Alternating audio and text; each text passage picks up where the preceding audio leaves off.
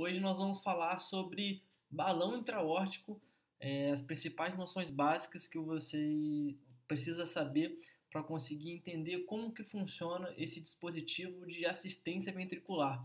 Dentro do cenário da cardiologia, da cirurgia cardíaca, ainda mais em UTI de pós-operatório, de cirurgia cardíaca, é um ambiente que a gente costuma ver com uma certa frequência o emprego de dispositivos de assistência ventricular. Uh, e um deles é o balão intra-aórtico. Esse dispositivo ele já é usado desde a década de 60 e até hoje ele vem mostrando gradativamente que ele é um dispositivo muito eficaz para conseguir ajudar o paciente a se recuperar, seja de uma cirurgia cardíaca, seja de uma ponte para um transplante, ou caso ele esteja em um choque cardiogênico refratário às medicações usuais. Ele é um meio de assistência ventricular muito bom, muito efetivo. Por que eu digo assistência ventricular? Porque, diferentemente de outros dispositivos, como o Impella ou a própria ECMO, para o balão intra-aórtico funcionar, o paciente precisa ter uma certa função cardíaca. Ele tem que ter uma força contrátil e, principalmente, não pode ter uma insuficiência valvar aórtica grave para que você consiga lançar mão desse dispositivo, para que você consiga ajudar esse paciente. Uma vez que ele não substitui a função do ventrículo. Então, ele melhora a função que o ventrículo desse doente já tem. Então é importante que esse paciente tenha algum tipo de reserva ventricular funcionante para que você consiga lançar a mão do balão intra-aórtico, tá? O balão intra-aórtico, ele tem, assim, muitos e muitos conceitos extremamente importantes e é um mundo isso. Para você conseguir realmente aprender e dominar esse conceito, você tem que estudar a fundo vários conceitos de fisiologia e hemodinâmica. Porque, basicamente, a parte mais fácil do balão, que é que eu vou mostrar, são as técnicas de inserção, como que funciona a parte prática. Mas você interpretar quando que o balão está funcionando adequadamente, quando ele está inflando na hora certa, desinflando na hora correta, isso é muito importante. Porque eu vou mostrar para vocês, daqui a pouco, que o balão ele é uma terapia de contrapulsação, ou seja, quando o coração contrai, você tem a sístole, o balão ele desinfla. Quando o coração relaxa, o balão ele infla. Isso permite que você tenha uma série de benefícios hemodinâmicos, tá? Então, vamos abrir aqui a nossa aula. Então, como eu falei para vocês, basicamente, o balão intra-aórtico, ele é um mecanismo de suporte que atua através da contrapulsação. Então, o balão intra-aórtico ele infla durante a diástole, aumentando a perfusão das coronárias e, consequentemente, a oferta de oxigênio para esse miocárdio. Ao passo que, quando ele desinfla, imediatamente antes da próxima sístole do ventrículo, ele diminui bastante a pós-carga, facilita o trabalho cardíaco, aumenta a ejeção ventricular e diminui até mesmo a tensão nas paredes do ventrículo esquerdo. Então, a terapia da contrapulsação, ela exerce efeitos benéficos tanto na sístole quanto na diástole. Só que existem alguns conceitos básicos que você tem que ter antes da gente começar a falar do mecanismo de funcionamento do balão, que é o conceito de pré-carga, que na verdade se traduz pela quantidade de volume sanguíneo ou a pressão no ventrículo esquerdo ao final da diástole, ou seja, é a fase de repouso do coração. E você tem o conceito de pós-carga, que se traduz pela resistência que o coração tem que vencer para conseguir ejetar esse volume para frente, esse volume que está ali represado do ventrículo esquerdo. Então, o balão intra-aórtico ele é um dispositivo que se baseia nesse mecanismo da contrapulsação e essa insuflação ela ocorre de maneira automática, através de alguns gatilhos de trigger que a gente pode regular ou pelo eletrocardiograma ou pela pressão arterial. Então, ele infla durante a diástole, aumenta a perfusão coronariana e a oferta de oxigênio, e ele desinsufla imediatamente antes da próxima sístole. E quando ele desinsufla antes da próxima sístole, ele diminui a pós-carga. Então, ele cria o que a gente chama de um efeito vácuo. E aí a tensão na parede do ventrículo esquerdo é reduzida e você consegue aumentar a ejeção ventricular e facilita o trabalho cardíaco. Então, ele infla na diástole. Quando ele infla na diástole, ele aumenta a pressão diastólica ali na raiz da aorta, aumenta a perfusão coronariana, a oferta de oxigênio de miocárdio, e quando ele desinfla na sístole, você reduz a pós-carga por efeito do vácuo, você reduz o trabalho cardíaco e o consumo miocárdio de oxigênio e aumenta o débito cardíaco. Então, presta atenção nisso, porque como esse balão ele infla na diástole, a pressão diastólica na raiz da aorta está aumentada. Então, se esse paciente tem um problema valvar aórtico, ou seja, ele não tem uma válvula aórtica que sustenta essa pressão que está chegando um pouco mais aumentada na raiz da aorta, você vai aumentar a pressão dentro do ventrículo esquerdo. Ou seja, você vai aumentar a pressão dentro desse ventrículo porque a válvula dele não consegue segurar essa pressão que seria boa para você aumentar a perfusão coronariana. Então, a insuficiência valvar aórtica severa, a leve não, a severa se constitui de uma contraindicação ao uso dessa terapia de assistência ventricular. A falha ventricular esquerda ela tem uma série de mecanismos que estão envolvidos nela. Então, existe um ciclo de eventos que fazem com que esse paciente tenha perda da viabilidade de contração ventricular do miocárdio. Em que situações esse paciente pode ter essa perda? Quando ele sofre um infarto agudo do miocárdio, uma cirurgia cardíaca. A cirurgia cardíaca não deixa de ser um trauma, apesar de ser um trauma feito sob condições ideais, né, de monitorização hemodinâmica, não deixa de ser uma injúria, uma lesão miocárdica, e o trauma cardíaco por si só. Isso faz tudo, caminha, converge tudo para a perda da viabilidade de contração ventricular do miocárdio, levando à diminuição da função do ventrículo esquerdo e, consequentemente, o decréscimo do débito cardíaco. Então, quando você diminui o débito cardíaco, você tem dois efeitos diretos, duas consequências imediatas, que é a diminuição da pressão sanguínea e o aumento da sobrecarga dentro desse coração. Então, quando você tem essa perda da viabilidade da contração ventricular, diminui a função do ventrículo esquerdo e tem um decréscimo do débito cardíaco, você diminui a tua pressão sanguínea, consequentemente reduz a pressão coronariana, com menos oferta de oxigênio, aumenta a isquemia miocárdico e isso se torna um ciclo vicioso. Então, quando você também diminui o débito cardíaco, um efeito reflexo é você aumentar a frequência cardíaca, aumentar o número dos batimentos cardíacos e, consequentemente, isso aumenta a demanda por oxigênio, gasta mais oxigênio, aumenta mais ainda a isquemia do miocárdio. Então, você vê que a própria resposta compensatória desse coração faz com que ele perca ainda mais viabilidade de contração. Então, isso é um mecanismo fisiológico bastante conhecido já e que você tem que entender porque isso faz parte do contexto em que a gente vai utilizar esse dispositivo para ajudar nosso paciente. Porque as principais indicações do balão intra-aórtico são o choque cardiogênico, obviamente. O choque cardiogênico é aquele que não foi refratário à medicação, porque o balão intra-aórtico ele não é usado como primeira linha de tratamento para esses pacientes. A primeira linha seria o tratamento farmacológico, e depois a gente vai lançar a mão de outros tipos de suporte de assistência ventricular. Pré-operatório de cirurgia de revascularização miocárdica de alto risco, você pode já usar o balão até mesmo para ajudar esse paciente a ter um desmame da circulação extracorpórea. Você acaba de revascularizar esse paciente e você não consegue sair de SEC e precisa do balão para ajudar esse paciente a conseguir sair de SEC. Angina refratária, insuficiência cardíaca refratária, tratamento clínico, complicações mecânicas importantes ali do infarto agudo do miocárdio, ou até durante algum procedimento na sala de hemodinâmica, você também pode lançar a mão do balão intra-aórtico. E importante é você entender as contraindicações do uso do balão intra-aórtico, porque existem muitas indicações, mas também existem contraindicações que são bem importantes e que você tem que saber, porque dependendo do tipo de paciente que você está lidando, ele pode ter uma dessas contraindicações que você na hora vai ficar inclinado a querer usar o balão, mas se você não tiver essas contraindicações na cabeça, você vai acabar podendo manejar esse paciente de forma errada. Então, por exemplo, um paciente que teve dissecção ou aneurisma de aorta, calcificação aortelíaca importante ou doença arterial periférica grave.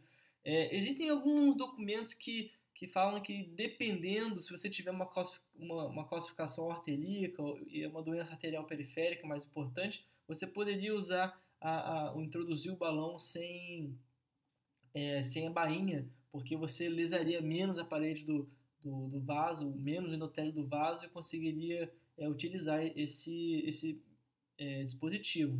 Só que a maioria das vezes o que a gente usa é o kit convencional. Eu vou mostrar um vídeo para vocês do passo a passo da inserção, da técnica de inserção do balão. Diátese hemorrágica, trombocitopenia grave e, como eu disse, a insuficiência aórtica é importante. Também é uma das principais contraindicações. Dentro da técnica de inserção, você tem que escolher o tamanho correto desse balão, porque o balão ele não pode obstruir os vasos renais, por exemplo. Esse balão ele tem que ficar contido, ele tem que ficar dentro da aorta torácica descendente. O balão fica ele fica limitado dentro da aorta torácica descendente. Ele não pode nem chegar perto da subclave esquerda, nem ocluir o órgão da subclave esquerda. Eu vou falar que existem alguns macetes aí no exame físico que você pode lançar a mão para saber se esse balão deslocou ou não, como também não pode descer e acabar obstruindo as artérias renais. Por quê? O balão ele aumenta, como eu disse para vocês, ele aumenta a perfusão coronariana. Mas da mesma forma, ele também aumenta a perfusão das artérias renais. Então, assim, o fluxo renal ele aumenta pelo mesmo mecanismo que é feito nas coronárias. Então, ele deve ficar só na aorta descendente e não pode ficar ali obstruindo as artérias renais. Então, dependendo ali da altura do paciente, você vai ter o comprimento de balões de tamanhos diferentes, tá bom? Uma coisa interessante é que dentro da técnica de inserção, a ponta do balão ele deve ficar ali entre 2 a 3 centímetros depois da emergência da subclave esquerda e acima do local da emergência das artérias renais, para, como eu disse, evitar que você tenha uma oclusão ali das artérias renais devido à insuflação intermitente do balão. Então, você pode fazer a introdução do balão na própria sala de hemodinâmica ou você pode fazer também a beira-leito, usando o eco transesofágico, o que é o mais comum, a gente usar de referenciais anatômicos e depois fazer uma radiografia de tórax para confirmar a posição desse balão. Então, quando você passa o balão e faz um raio-x de tórax, o balão ele tem uma marca radiopaca na ponta dele, que deve ficar logo após a emergência da subclave esquerda, entre o segundo e o terceiro espaço intercostal. Então, você confirma a posição do balão por fluoroscopia ou raio-x de tórax. Aqui a gente tem um raio-x de tórax feito na beira do leito de um paciente que a gente implantou um balão e você consegue ver ali a posição adequada desse balão. Então, ele está ali entre o terceiro ali, espaço intercostal. E, assim, uma dica anatômica importante é ele tem que estar perto do botão aórtico.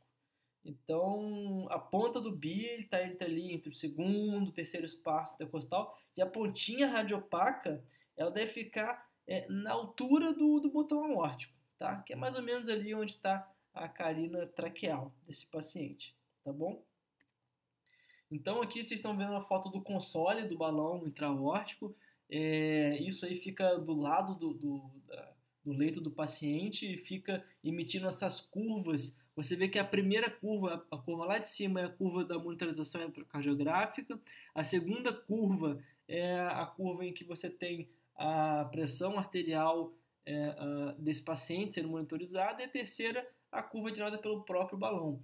Como eu disse, isso aqui tem todo um estudo em torno disso que a gente vai falar mais aprofundadamente no nosso segundo curso. A gente vai falar das curvas, vai falar como interpretar essas curvas, porque na verdade é muito importante com que esse balão tenha uma sincronia perfeita, porque se ele inflar antes da hora, dá problema, se ele desinflar também depois da hora, também dá problema. Então, para o balão prover os reais benefícios hemodinâmicos para esse paciente, ele tem que inflar e desinflar na hora perfeita, tá bom? Então, gente, a técnica de inserção, basicamente, é você uh, ter uma precaução de barreira máxima, né? Ou seja, campo estéreo amplo, cobrir todo o corpo do paciente, máscara, gorro, avental, lavar a mão com clorexidina alcoólica, toda a parte estéreo do procedimento ele é feito da maneira mais estéreo possível, tá? Então depois que você faz uma anestesia local, você punciona a artéria femoral com uma agulha de 18 em um ângulo ali de 45 graus com a pele, 2 a 3 centímetros abaixo do ligamento inguinal.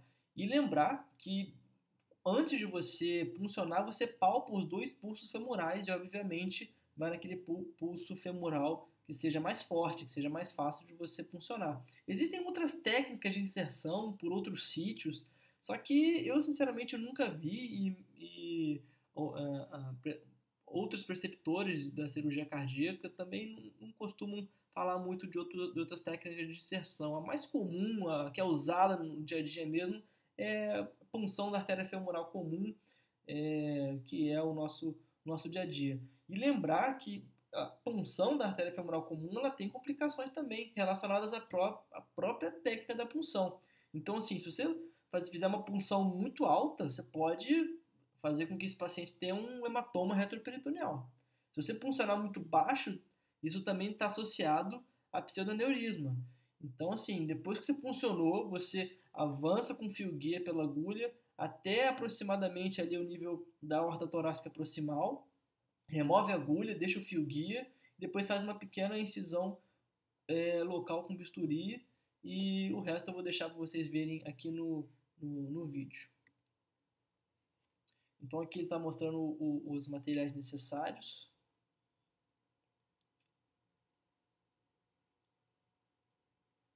Seringa, mosquito. Geralmente o balão vem dentro dessa caixinha branca, agulha, o fio guia. Aí ele vai colocar uma dama, ele vai pegar o dilatador, colocar dentro da bainha, acoplado. E aí ele está fazendo esse procedimento dentro de uma sala de hemodinâmica. Isso é muito bom, porque você consegue acompanhar em tempo real como é que está o posicionamento do balão. Posicionou a artéria femoral, passou o fio guia. Aí ele consegue ver pela fluoroscopia direta como é que está o fio guia, posicionamento do fio guia. Uma gazezinha úmida passando ali pelo fio guia, porque pelo fio guia isso ajuda a deslizar o material. Uma pequena incisão com a lâmina de bisturi, passou o introdutor com a bainha. Outra limpadinha no fio guia com a gaze. E vai mostrar uma técnica que, como eu disse anteriormente, pode ser utilizada para pacientes que têm uma doença periférica mais importante.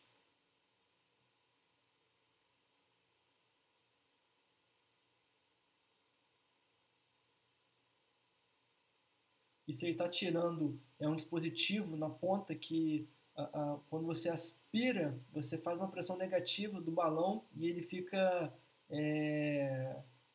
um vácuo mais forte e é mais fácil para você conseguir introduzir esse balão. Ali ele mede, então, no ângulo de Louis, a ponta do balão no ângulo de Louis, a referência anatômica para a gente.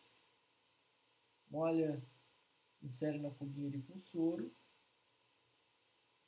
Ponta do fio guia, passando por dentro do fio guia o balão.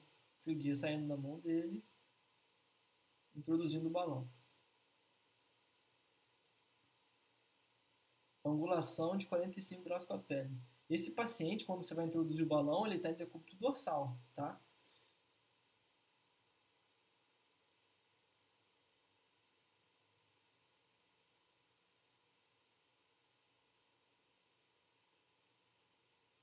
Mostrando como é que funciona com um ciclo cardíaco.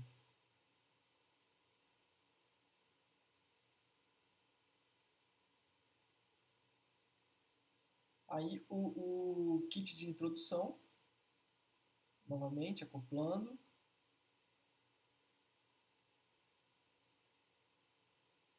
Passou então o dilatador dentro da bainha, passando pelo fio guia, introduziu,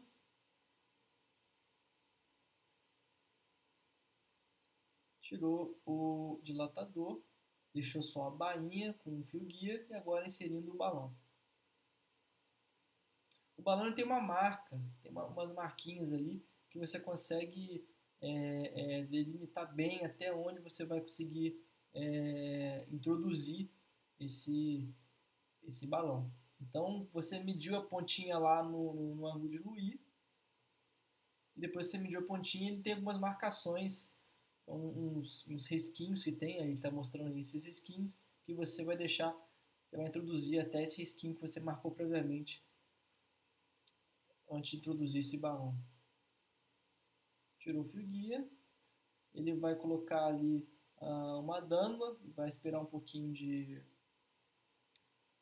sangue e depois vai pegar uma seringa com soro e vai fazer um flush manualmente ali com a seringa.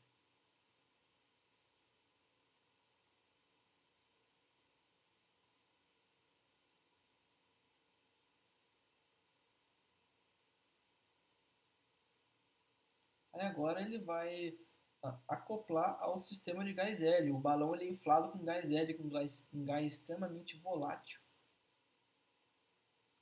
E aí mostrando o funcionamento do console, como que se dá o funcionamento desse console, tá? Uma coisa interessante é o seguinte, depois que você realiza esse procedimento, você tem que buscar ativamente, gente, assim, e todo dia, a presença de pulso. Vai palpar pulso desse paciente todo dia lá na UTI. Pulso arterial distal ao local da inserção do BIA, tá bom? Então, bem como a gente tem que avaliar a perfusão desse membro, vendo se está com dor, se está com palidez, diminuição da temperatura. Então, qualquer alteração como essa, ela pode sugerir algo de errado com o dispositivo. Então, da mesma forma que você fica lá palpando o pulso distal para ver se tem algum problema, você também vai palpar o pulso radial esquerdo. Por que isso? Isso é uma dica importante, porque se você tiver uma diminuição da sua amplitude, então você tem que pensar que pode ser um sinal de que esse balão se deslocou em direção à horta ascendente e está ali ocluindo o ósseo da saída da artéria subclávia.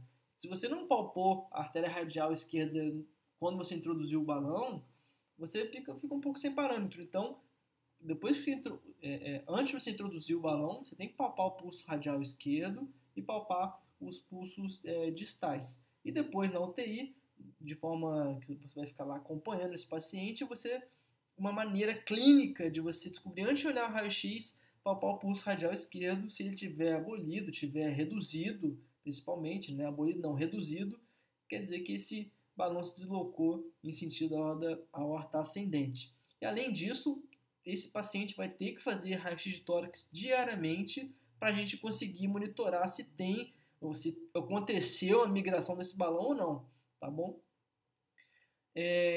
A gente também tem que, como todo procedimento invasivo, ao longo da internação, vamos buscar por sinal de infecção, sangramento do sítio de punção, que isso pode acontecer com o uso de qualquer outro catéter, né? Então, assim, se esse paciente também começar a ter piora da diurese, piora da função renal, sem ter uma causa, assim, começou a ter piora da diurese, função renal, começou a perder função renal de uma forma inexplicada, isso pode ser, como eu falei anteriormente, pelo posicionamento do BIA, que ele está ali ocluindo a saída das artérias renais e está piorando a perfusão renal.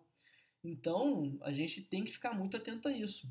Uma outra coisa é que esse balão, pelo esse mecanismo intermitente de inflação e deflação, ele pode acabar fazendo hemólise e esse paciente pode começar a apresentar plaquetopenia e anemia hemolítica. Então, começou a ter plaquetopenia, anemia hemolítica sem causa aparente, também tem que pensar no balão, tá?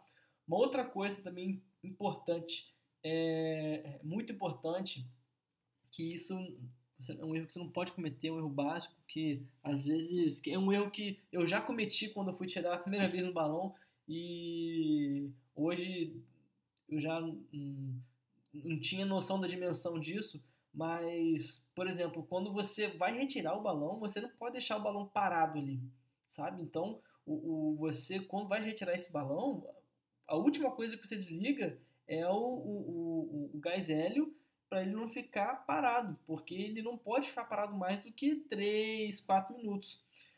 Então, assim, tem estudos em modelos animais mostrando que se esse balão ficar em stand-by ali, parado por 10, 20 minutos, você já pode já ter formação de coágulo ali perto do BIA, tá? E a ciclagem? A ciclagem é como que esse balão vai funcionar especificamente. Então, o sistema ele precisa de um sinal, de um trigger para identificar o início do ciclo cardíaco e coordenar, então, a terapia da contrapulsação. O modo de ciclagem que a gente mais usa é pelo eletro e o sistema usa a onda R do eletro como o deflagrador. Tá? E a inflação do BIA ele ocorre no início da diástole e a deflação um pouco antes da sístole ventricular. Tá? A deflação, imediatamente antes da sístole cardíaca, ela resulta em diminuição do consumo do oxigênio e aumento do débito cardíaco, como eu disse anteriormente, por diminuir a pós-carga. Tá bom?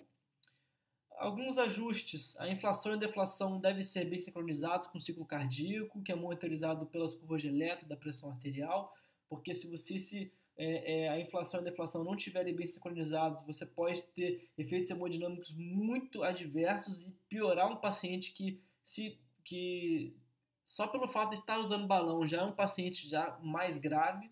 Então, os ajustes da inflação e deflação devem ser muito bem feitos. A inflação do balão ela ocorre no início da diástole, que é o nó dicrótico da curva da pressão. Esse nó dicrótico ele traduz pelo momento da abertura da válvula aórtica. Quando você tem a inflação do balão, a pressão diastólica aórtica ela aumenta e um segundo pico da pressão a gente consegue observar, que é o chamado aumento diastólico, que idealmente é maior que a pressão sistólica. Então, para avaliar o funcionamento desse balão e otimizar o sincronismo, a gente tem que observar o traçado da curva da pressão arterial, que vai estar online, e conhecer seus efeitos hemodinâmicos. A análise da curva da pressão arterial do balão, eu não vou falar aqui porque isso é um assunto muito mais extenso, muito mais aprofundado, e a gente vai deixar para falar isso no segundo curso clínico cirúrgico, que a gente vai fazer um pouco mais aprofundado que esse. Tá? Essa aula é só para você ter uma noção bem básica de como que funciona o balão, como que a gente usa, quais são as principais indicações e complicações.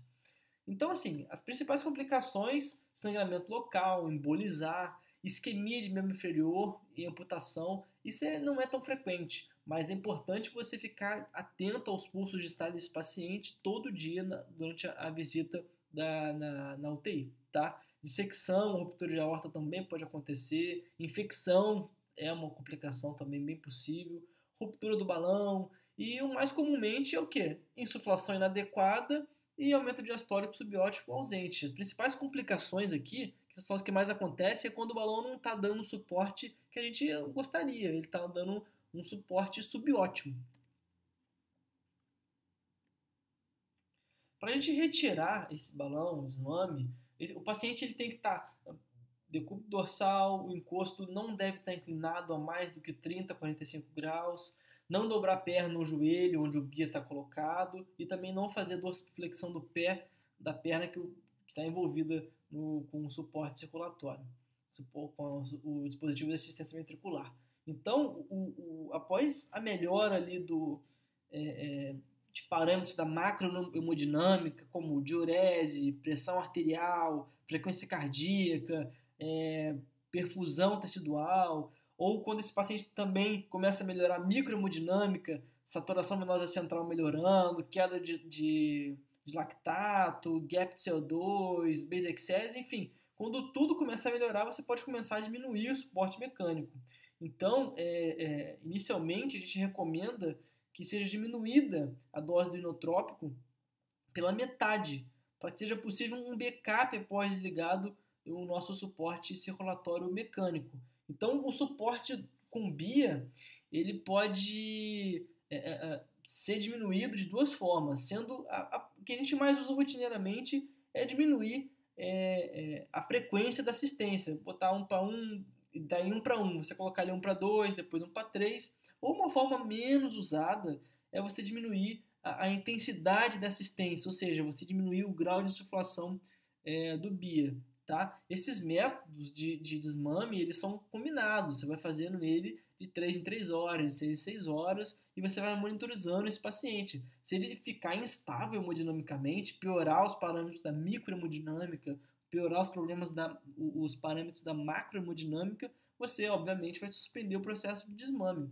Porque, como eu disse anteriormente, o balão, você não tem como deixar o balão dentro da horta do paciente e ficar ali em stand-by.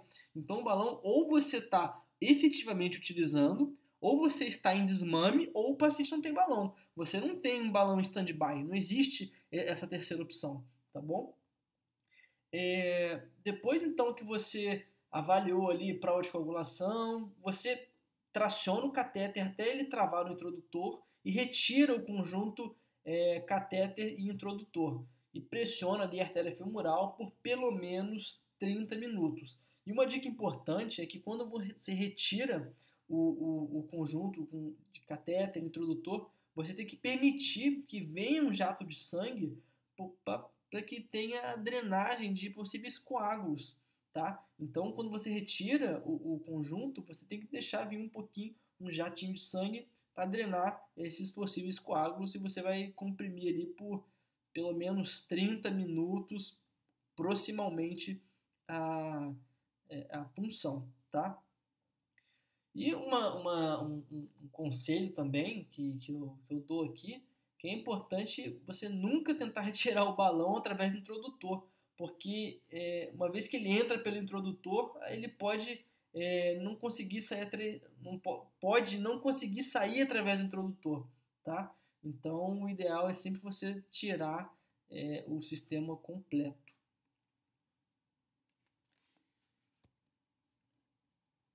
Deixa eu voltar aqui. Então, gente, espero que vocês tenham gostado dessa aula. Foi uma aula em que eu quis trazer alguns principais conceitos do funcionamento do balão intra-aórtico. É uma terapia de assistência ventricular extremamente eficaz e nos ajuda muito nesses pacientes de contexto de pós-operatório mais complicado, ou até mesmo quando esses pacientes vão para a cirurgia cardíaca e tem uma condição cardiovascular muito deprimida, na qual você precisa ter um suporte ali eficaz para esse paciente, tá bom? Espero muito que você tenha gostado do curso. A gente está encerrando o curso hoje, dia 7.